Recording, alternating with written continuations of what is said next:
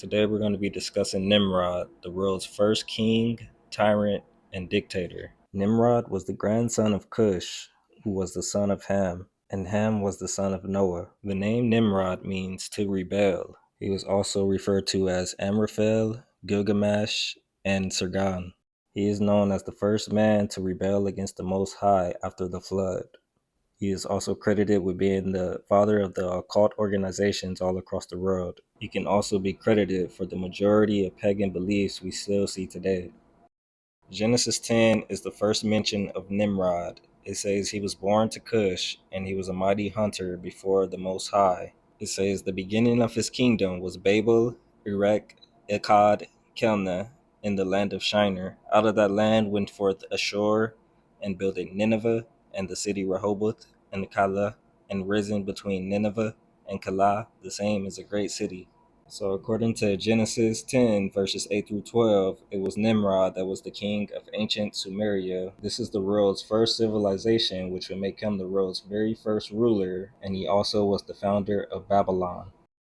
Genesis 11 says that the land of Shinar, which is where Nimrod ruled over, is where the entire world at first settled before migrating into their own lands. Genesis 11 verse 1. Now the whole world had one language and a common speech. As people moved eastward, they found a plain in Shinar and settled there. Now the Bible doesn't exactly speak on how Nimrod came into power and ruled over the first civilization in the world. So I'll be using the ancient book of Jasher to fill in the blanks of the missing history of King Nimrod. According to the book of Jasher, Nimrod became the mighty hunter that the Bible refers to him as when he took the garments of skin which God made for Adam and Eve. It says these garments was passed down from Adam to the next generation until it finally got to Noah. From Noah's possession, it was Ham, his son, who stole these garments from him, and Ham would end up passing these down to his firstborn son Cush. It was Cush who gave these garments to his son Nimrod, who he loved. And when Nimrod put these garments on, it made him stronger, and it made him the mighty hunter that he became. Not only did these garments help him hunt animals, but it also allowed him to subdue all of his enemies. Now remember, it was the Most High God who created these garments in the first place, so if they gave Nimrod powers, then this is credited to the Most High and not Nimrod himself. So the text insinuates that it was the Most High who allowed Nimrod to become the powerful ruler that he became in hopes that he would give credit to the Most High and follow in his ways. Nimrod was still the great-grandson of Noah, so the Most High did not have any animosity towards Nimrod. But this all began to change when Nimrod became prideful and did not walk in the ways of the Most High. He became wicked, and it is said he made gods of wood and stone, and he bowed down to them and rebelled against the Most High. He taught all his subjects and the people of the earth his wicked ways. It even goes on to say that his own son became more wicked than he was. And this is where the proverb came from that says, "From the wicked go forth wickedness." So it was through Nimrod first that the rest of the world, the sons of Noah, began to rebel against the Most High, and this is how we get to the Tower of Babylon mentioned in Genesis 11. The whole earth was of one language and one speech, and they journeyed from the east, and they found a plain in the land of Shinar and dwelt there. They said to one another, "Go, let us make brick and burn them thoroughly." And they said, "Go to, let us build us a city and a tower, whose top may reach unto heaven, and let us make us a name, lest we be scattered abroad upon the face of the." The Most High came down and see the city and the tower which the children of men builded. And the Most High said, "Behold, the people is one, and they have all one language, and this they begin to do. Now nothing will be restrained from them which they have imagined to do. Go, and let us go down there and confuse their language, that they may not understand one another's speeches." So the Most High scattered them abroad the face of the earth, and they left off from. Therefore the name of this city became known as Babylon. After this rebellion took place, we are then introduced to the prophet Abraham, and his family was born in the land of ancient Sumeria, which means that King Nimrod was still the ruler at the time that Abraham was born. In fact, Abraham and King Nimrod had quite a few encounters with one another, but the book of Genesis does not go deep into the history of these accounts, so we'll be using the book of Jasher to see what went down in those days before Abraham and his family departed to the land of Canaan. Abraham's father, Terah, was the prince of Nimrod's host. He was elevated in a high position. On the night that Abraham was born, all the servants of Terah and all the wise men of Nimrod and his conjurers came and ate and drank in the house of Terah, and they rejoiced with him on that night. And then all the wise men and conjurers went outside from the house of Terah. They lifted up their eyes towards heaven, and they looked at the stars. And they saw, and behold, one very large star came from the east. And he swallowed up the four stars from the four sides of the heavens. And all the wise men of the king and his conjurers were astonished at this sight. And the sages understood this matter, and they knew its importance. So they brought this matter to the king Nimrod, and here's the interpretation they gave to him. They said that this applies to the child that is born to Terah, who will grow up and multiply greatly and become powerful and kill all the kings of the earth. They then suggested to the king that it would be good to give his father value for this child, which they intended to slay before he grew up and increased in the land and brought evil upon them. So the king Nimrod agreed to these requests. He offered Terah silver and gold in exchange for his son being sacrificed. Now Terah did not want to offer up his son, but at the same time he feared King Nimrod. So what he did was he took a child from one of his servants and brought it to the king. Nimrod took the child and dashed its head into the ground, thinking that it was Abraham. The real Abraham had been secretly put away inside of a cave where his mother nursed him until he grew. It was at the age of 10 that Abraham finally came out of the cave, as the king and his subjects had forgotten the affairs of Abraham. It is said he went to Noah and his son Shem, and that is where he learned the instructions from the Most Highs and followed his ways. This brings us to the next encounter that Abraham would have with the king Nimrod. Abraham then returned to the household of his father, and while there he noticed that his father had idols of wood and stone. This angered Abraham, so he took a hatchet and broke every last idol. Now, Abraham's father, Terah, did not take too kind to this. He ended up reporting this incident to the king Nimrod, asking him to judge Abraham as he sees fit. Terah also revealed to Nimrod that Abraham was the child that he wanted to kill years ago, but was deceived into believing that it was another child in which he did kill. This further angered Nimrod to the point that he wanted to punish Terah for lying to him. But Terah once again lied and said that it was his son Haran who had advised him to do so. So under the judgment of Nimrod, Abraham and his brother Haran was to be burned in fire. So they both were casted into the fire, and it says that the Most High had compassion on Abraham because Abraham was faithful towards the Most High. So Abraham was seen walking around in the fire, and he was not burned at all. However, his brother Haran died as soon as he was casted into the fire, and he was burned to ashes because his heart was not perfect with the Most High. The death of Haran is mentioned in Genesis 11, verse 28. Now Nimrod, catching wind of Abraham not being burned in the fire and walking around, he went down to see for himself and was astonished. He seen Abraham walking around, and he saw that Haran's body was burned.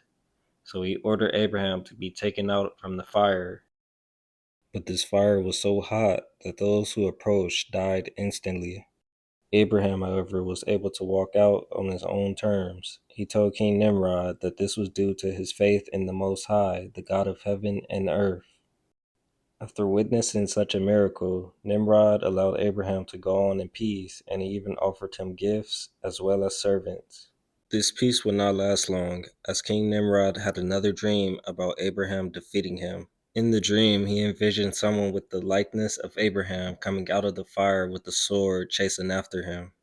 He fled away, and then he dreamed that all of his troops sank in the river and died. In the dream, there was three kings who also appeared before him. They all fled to escape. While Nimrod was getting away, a bird came and flew at his head and plucked out one of his eyes.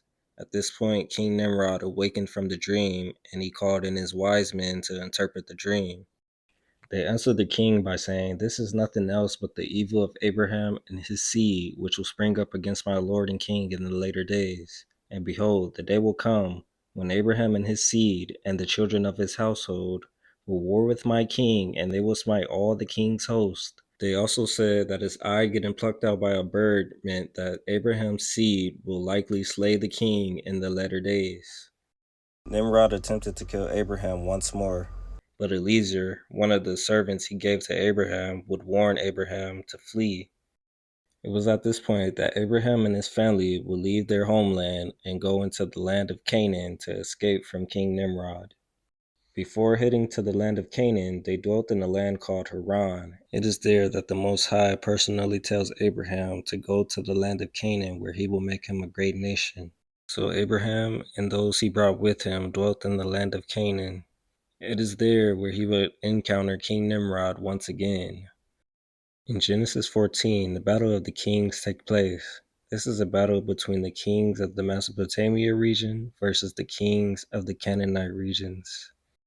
These four kings, in which Nimrod was included, marched their way down to Sodom and Gomorrah, where they defeated the Canaanite kings. It just so happens that Abraham's nephew Lot was living in the land of Sodom, which was defeated by Nimrod and the three kings.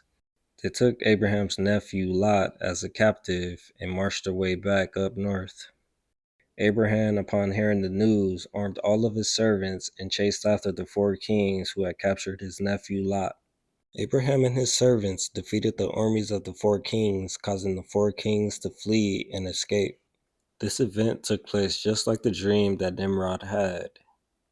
Years later, it is said that Yashua, the grandson of Abraham, will be the one responsible for killing King Nimrod. The book of Joshua says that Yashua spotted Nimrod out hunting in the field. He beheaded him and stole the garments which Nimrod had got from his father Cush. Being in fear of his life and exhausted from fleeing, this is the point where Yashua sold his birthright to Jacob in exchange for food. So Nimrod lost his life to Yashua, who was similar to himself. Yashua was a mighty hunter of the field, and he also lived by the sword. The mystery Babylon religion mentioned in Revelation 17 traces all the way back to ancient Babylon. According to ancient Egyptian and Babylonian traditions, Nimrod's mother, Semiramis, sometimes is referred to as the mother of Nimrod as well as his wife, and it has led to the belief that Nimrod married his own mother. Also, according to tradition, Semiramis, who rose to greatness because of Nimrod, was presented with a difficulty when Nimrod died, so instead she pronounced him to be a god so that she herself would become a goddess. The legend goes like this. After Nimrod was killed, Semiramis claimed that an evergreen tree sprouted from a tree stump, which she said indicated the entry of new life into the deceased Nimrod. Every year on the anniversary of Nimrod's birthday, which is December 25th, they will leave gifts at this evergreen tree. Even though Semiramis claimed to be a virgin, she had another son named Tammuz, who she said was the reincarnation of Nimrod. So she became known as the Virgin Mother, Holy Mother, and the Queen of Heaven, which is also mentioned in the Bible. And she was symbolized by the moon as well. So the worship of Semiramis and her child god Sun was the beginning of the Babylonian religious system we see all across the world today. So Nimrod's wife/mother, Semiramis, was the high priestess of the Babylon religion and the founder of all mystery religions that we see today. After the tower was destroyed and the languages developed, she was worshipped as a goddess under many different names. She became Ishtar of Syria, Astarte of Phoenicia, Isis of Egypt, Aphrodite of Greece, and Venus of Rome. In each case, she was the goddess of sexual love and fertility. Her son Tammuz also became a god of himself with various names and was the consort of Ishtar and the god of the underworld. According to the cult of Ishtar, Tammuz was conceived by a sunbeam, a counterfeit version of Jesus' virgin birth. Tammuz was Bel in Phoenicia, Osiris in Egypt, Eros in Greece, and Cupid in Rome. In every case, the worship of those gods and goddesses was associated with sexual immorality. The celebration of Lent comes from this ancient pagan religion. Ezekiel 8, verse 14. Then he brought me to the door of the gate of Yahuwah's house, which was toward the north. And behold, there sat women weeping for Tammuz. This is why the Bible says in Jeremiah 10 to not learn the way of the nations, nor be dismayed at the signs of the heavens, because the nations are dismayed at them, for the customs of the people are vanity. Mystery Babylon is the universal religion of Satan, in which he hopes one day he will bring together all nations under one faith. And the ruler over this repackaged one-world religion would be the Antichrist, which is another counterfeit version of the Messiah. First book of John, chapter 2, verse 18. Children, it is the last hour, and as you have heard, the Antichrist is coming. So now many Antichrists have come.